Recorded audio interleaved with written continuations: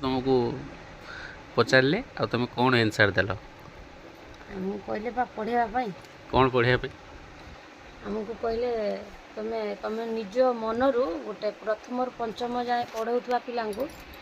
गोटे गप कह जे कि प्रथम जमी पंचम जाए पिला बुझीपार से गनी गनी मु हरप्रिया लेंका नमस्कार कनी मुझे हरप्रिया लेंका आ पिला माने आज आम जयराजगुरु विषय रे किछि पढ़िबा आ बुझिबा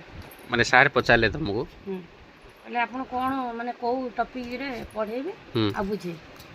माने प्रथम कौन कल मैं कहनी नमस्कार आ मु हरप्रिया लेंका आ आज जयराजगुरु विषय पढ़िबा पिला माने आ जयराजगुरु होचंती जने कुलपुरोहित सी 1803 मसीह जो इंग्रेज मैंने आमको शासन करने ओडिशा को आसिले से खोर्धा जिले में गजपति मुकुंद देव बोली जड़े राजा थे सी चाहू इंग्रेज मैंने चाहूले गजपति मुकुंद देव को अधीन रखापी जेहेतु कुलपुरोहित थे आमर जयराजगुरु परामर्श अनुसार मुकुंद देव कार्य करुले सी मुकुंद देव जयराजगुरु मना कले जे अधीन आम रहा ना ओडिया ओडिया जाति आमे आमे होचंती जगन्नाथ गौरव आमे जगन्नाथ भक्त आमे इंग्रेज आगर मुंड नुआइबा ना से इंग्रेज माने तांको कथा शुणिकी